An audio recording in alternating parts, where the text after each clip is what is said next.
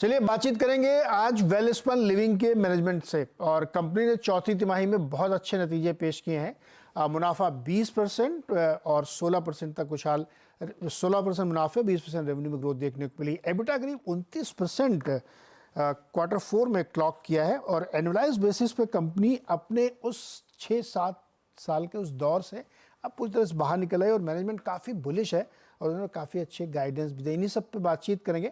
हमारे साथ कंपनी की MD and CEO Deepali Goenka ji हैं। दीपाली जी, बहुत बहुत स्वागत है आपका सीएनबीसी आवाज पर। जैसा कि हम लोगों ने देखा कि नतीजे काफ़ी बढ़िया थे। Q4 में हर फ्रंट में आपने बीट किया है और आगे के लिए प्रदर्शन भी अच्छा होने की उम्मीद दिख रही है। आपके हिसाब से क्या वर्क कर गया आपके लिए? देखिए वो अभी जो लास्ट टू लास्ट ईयर जो इश्यूज रहे हैं वो तो आपको पता ही है। वो फ्रेट के इश्यूज थे, कॉटन के इश्यूज थे। ये लास्ट ईयर वो काफी स्टेबलाइज हुआ। बट आज का जो वर्ल्ड है ना Neeraj, I think the challenges that we see here is that we are living, हम डायनेमिक वर्ल्ड में रह रहे हैं। तो आज कहीं वॉर का कहीं कुछ छिड़ गया है, कहीं कोई रेड सी का इशू आ गया, कोई भी मुद्दा हमको पता नहीं है। बट अगर मैं ओवर आर्चिंग देखती हूँ, जो हमने नंबर दिए हैं और जो हम आगे का भी देख रहे हैं कि हमारे जो इमर्जिंग बिजनेसेस हैं, जिसमें एडवांस टेक्सटाइल है, फ्लोरिंग है और डोमेस्टिक कंज्यूमर बिजनेस है, वो हमारा इस साल 33% रहा है टॉप लाइन का। और रिटेल को अगर देखेंगे वो रहा है अराउंड 6.5% टॉप लाइन का। सो आगे जो हम देखते हैं 26-27, जो एंड ऑफ 27 का नंबर है, वो 15,000 करोड़ का नंबर है, जिसमें 1,700 करोड़ रिटेल का रहेगा। हमारा 10% का योगदान रहेगा रिटेल का उसके अंदर टॉप लाइन का। तो ये हमारा कंप्लीट इंटैक्ट है एज वी गो फॉरवर्ड।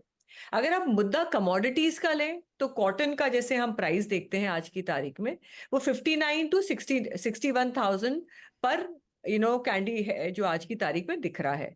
और हमारी जो कॉटन की परचेज है वो एट 59-60,000 है टिल अक्टूबर। 6 महीने की हमारे पास कॉटन की कवरेज भी है। तो आज की तारीख में अगर फ्रेट की कॉस्ट देखते हैं, आपको पता ही रहा है कि भाई रेड सी के कारण 3,000 का फ्रेट की कॉस्ट अभी हमारे वर्ल्ड में अभी चल रही है। बट हम लोग, हमारे पास मिनिमम डिस्रप्शन रहेगा, इसी तरफ हम लोग काम कर रहे हैं। इंटरेस्टिंग है। FY27 के लिए 15,000 करोड़ का टॉप लाइन और कंपनी मैनेज कर सकती है इस करंट फिनेंशियल में, क्योंकि कैंडी की कवरेज बता रही मैं।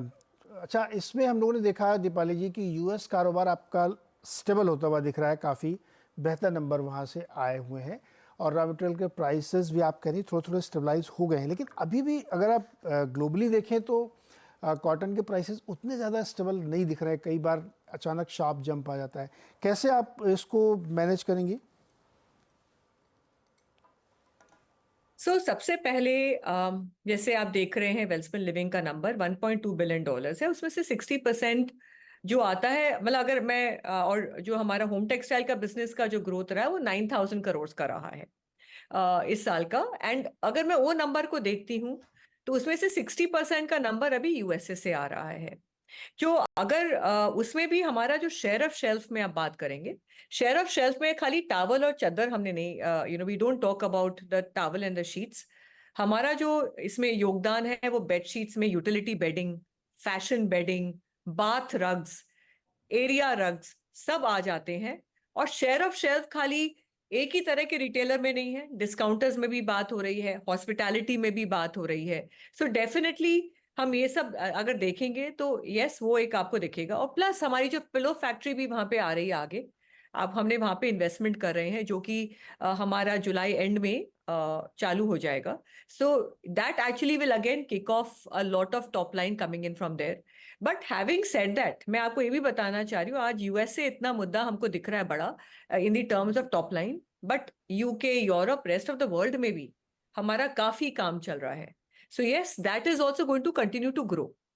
तो होम टेक्सटाइल में अगर कंजम्पशन हम देखें, यूएसए का सबसे बड़ा कंजम्पशन है होम टेक्सटाइल में। सो उसके हिसाब से डेफिनेटली दिस इज देयर। एक चीज जो मैं आपको एक बार मैं बोल रही हूँ, मैं बार बार ये सुन रही हूँ कि आपका प्रॉफिट थोड़ा कम रहा है, उसका भी I think let me just clarify that to you. ये बिकॉज ऑफ दी, वो हमारा जो भी मर्जर हुआ है और जो हमारी जो reassessment of the deferred tax का जो लाइबिलिटी का जो सब्सिडरीज का था, उसको कंपनी ने अकाउंट फॉर किया है इस साल। तो उसके चेंजेस के कारण जो जो टैक्स का इम्पैक्ट है वो 30% रहा है पूरे ईयर 24 में। Next year it's going to mobilise at 26%, तो वो भी वापस मोबिलाइज हो जाएगा। तो ये एबरेशन है, कहीं भी प्रॉफिट में ऐसे कोई कमी नहीं रही है। जी, पॉइंट अगेन कि वो 4-6% का डिफरेंस आया, चुके एनालाइज किया आपने।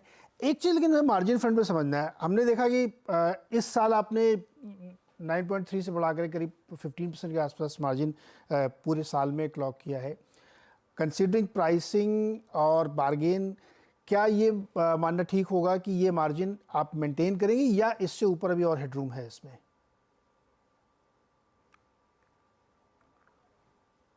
जो हमने नंबर दिए हैं आगे के इस साल के, एकदम कैलिब्रेटेड थॉट से दिए हैं, एकदम सोच समझ के, कि 10 से 12% ग्रोथ होएगी और 15, 15.5 से 16 तक लाइक हमारी मार्जिन्स रहेंगे।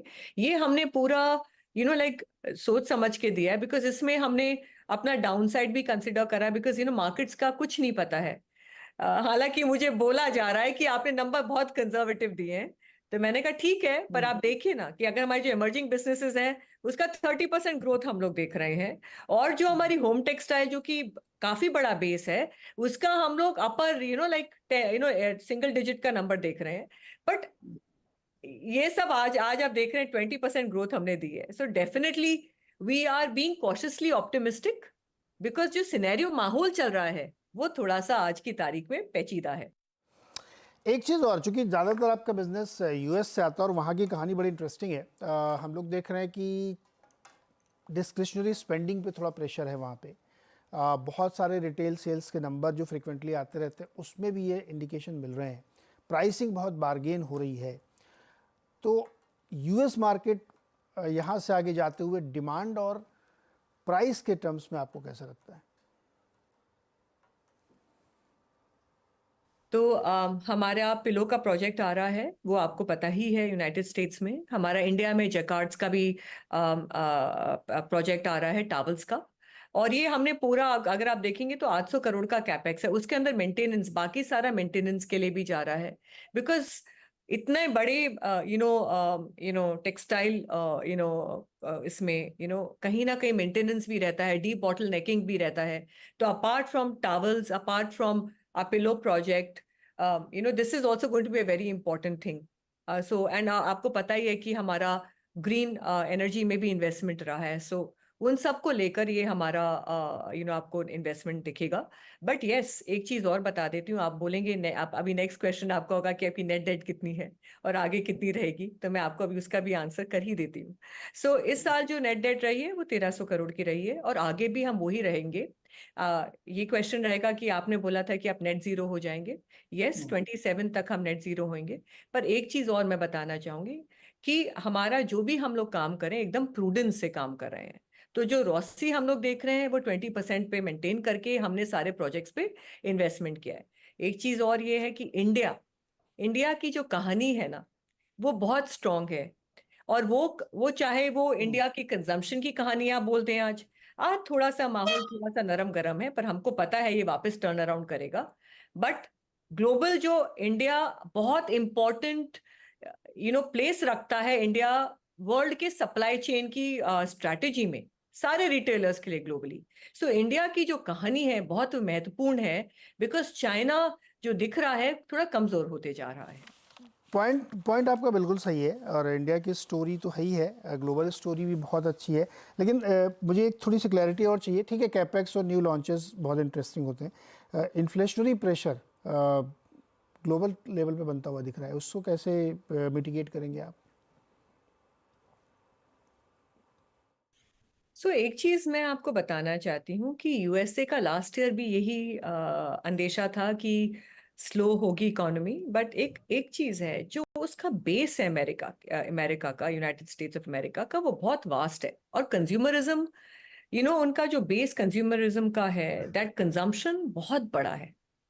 तो जो आपकी कहानी है वो एकदम सही है, बट आपको ये भी पता ही है कि वर्ल्ड की जो आप जीडीपी देख रहे हैं वो 2.6%, अमेरिका का उसमें से 2.4% का हम लोग स्टेडी स्टेट देख रहे हैं जीडीपी।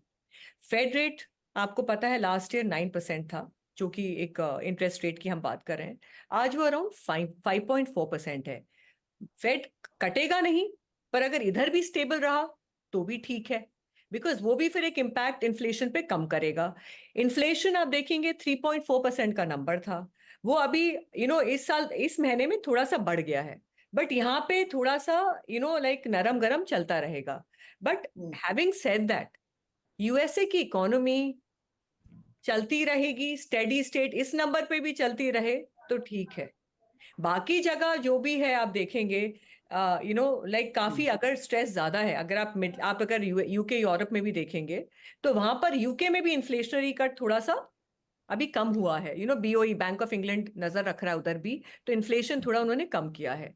तो यस, यूएसए आज भी it will be strong only. आज ये चलता रहेगा रिसेशन की बात, पर जो जब सबसे बड़ा कंजम्पशन इकोनॉमी है वो तो यूनाइटेड स्टेट्स ऑफ अमेरिका ही है।